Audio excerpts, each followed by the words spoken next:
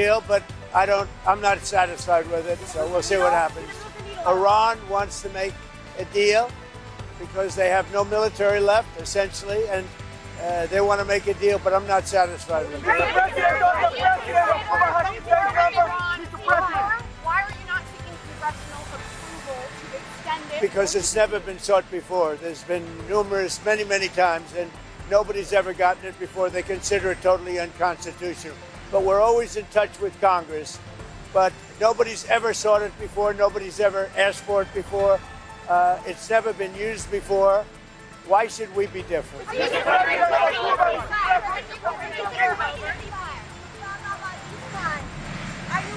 to send anybody to Islamabad? Anyone? We have great respect for Pakistan and Islamabad, and tremendous respect for the Prime Minister and the Field Marshal. And they're working with us. They continue to work with us. But the trip is a very long one, and we're doing everything in terms of negotiating right now, in terms of the negotiation telephonically. They've made strides, but I'm not sure if they ever get there. There's tremendous discord. They're having a tremendous problem getting along with each other in Iran. The leadership is very disjointed. It's got 2 to 3 groups, maybe 4, and it's a very disjointed leadership. And with that being said, they all want to make a deal, but they're all messed up.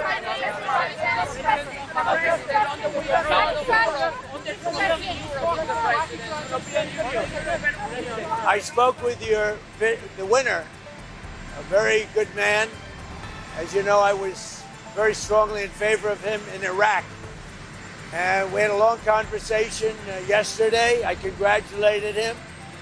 He won, and with our help, he won, and we want him to do very well. And I told him that the United States is with him all the way. It was a great victory.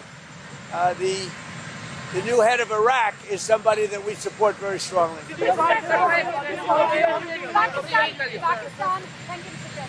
Pakistan has opened the land route with Iran. Did they consult you before opening it up to Iran? And are you aware of it? That was a vicious bee. I know everything about it. Yeah, I have great respect. Are you from Pakistan? No, I'm not from Pakistan. I have great respect for Pakistan and for the Field Marshal and for the Prime Minister.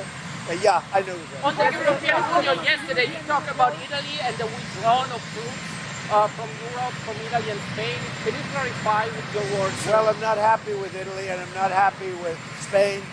And they feel it's okay for Iran to have a nuclear weapon.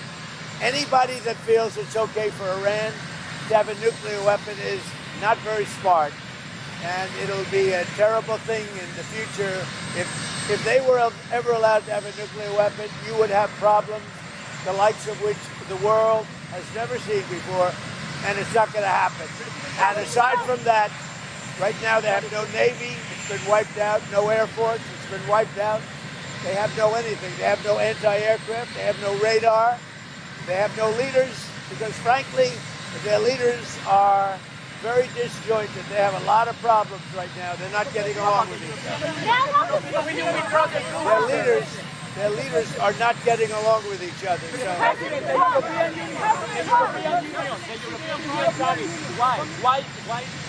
We raised the tariffs on cars coming in from the European Union because the European Union was not adhering to the trade deal we have.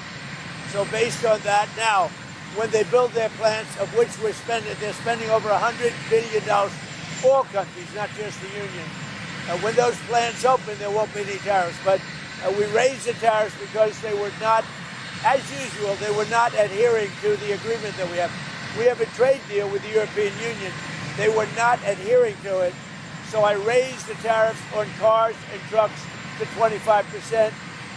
That's billions of dollars coming into the United States, and it forces them to move their factory production much faster. We have right now in the United States over $100 billion of car plants being built. It's a record. We've never had anything like it from all countries. Japan, South Korea, by the way, Canada, Mexico. They're all building plants in the United States. But the European Union was not adhering to the deal that we made.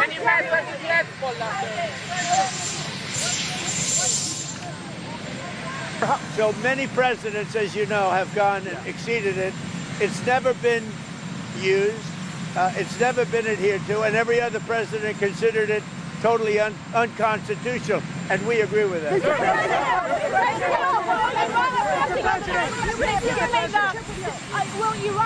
Will Iran affect your China trip given the blockade? No, the China, it's going to be amazing. The visit with China and Chairman Xi, that's going to be great. We have the trip with China coming up. And I think it'll be an amazing event.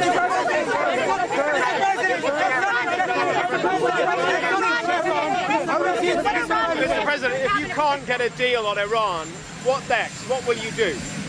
Well, right now we have negotiations going on. They're not getting there. They are very disjointed. They're extremely disjointed. They're not able to get along with each other as leaders. They don't know who the leader is.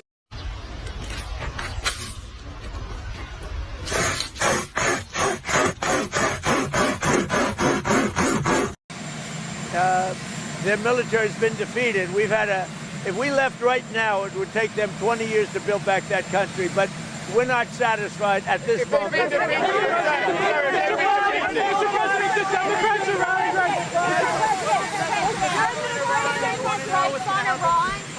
you considering new strikes on Iran? Why would I tell you that? Spirit Airlines, what has been the holdup on a deal? Are they balking? We're looking at it. We're looking at trying to help them, something we're not looking to get involved with, but if we can, it's 14,000 jobs. I would say we're driving a tough deal, but it's one of those things. We'll do it or we won't. We'll have something for you today or tomorrow. It seems like the other lenders are balking. They think they'll get bumped down in priority. Well, they will. We come first. Hey, you know what it is? USA first, America first. That's my point. Including with airlines, including with Intel. You know, we made an Intel deal. You know that, right? We made about $40 billion on that. And someday Fox and Peter is going to talk about it. But we helped out Intel, and we ended up making $40 billion. So we're looking at Spirit, different kind of a thing. But we're looking at Spirit. If we can help them, we will. But we have to come first.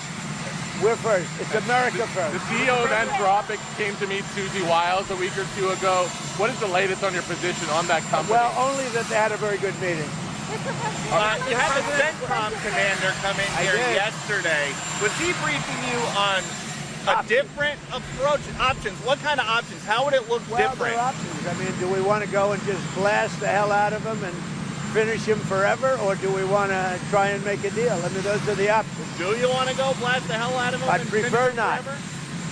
On a human basis, I'd prefer not, but that's the option. Do we want to go in there heavy and just blast them away, or do we want to do something? They're a very disjointed unitship, as you can understand, Peter, very disjointed. I mean,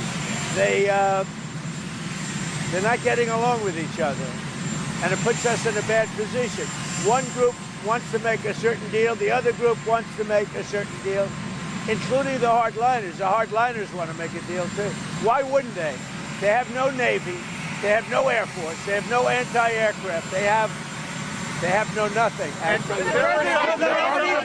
was some reporting this week that because of all the firepower required for Epic Fury, that there are people in the White House who are starting to worry about our inventory of bombs and missiles. Are you worried? No, we have more than we've ever had, actually. Because all over the world we have inventory, and we can take that if we need it. But all over the world we have tremendous amounts of inventory, the best. For instance, we're stocked and locked and loaded. Right now, we have more than double what we had when this started. But, you know, we're all over the world. We're in many, many different countries, many different places, all packed up. Now, what happened is Biden came in like a stupid fool, and he gave a lot of what we had to Ukraine. Right. And the $350 billion they spent, we don't do that. Everybody has to pay. The European Union pays us, but Biden didn't get money. He got nothing. But he gave a lot of the inventory away. Now, relatively speaking, it's not that, but it was a lot of inventory. He gave it to Ukraine. We built it up, but we have inventory from all over the world. Are you going to go to the G7? The G7 is in France in June. Will you go to it? Probably. Mr. President, will the Lebanese and Israeli leaders be meeting here soon? Mr. President? President NATO.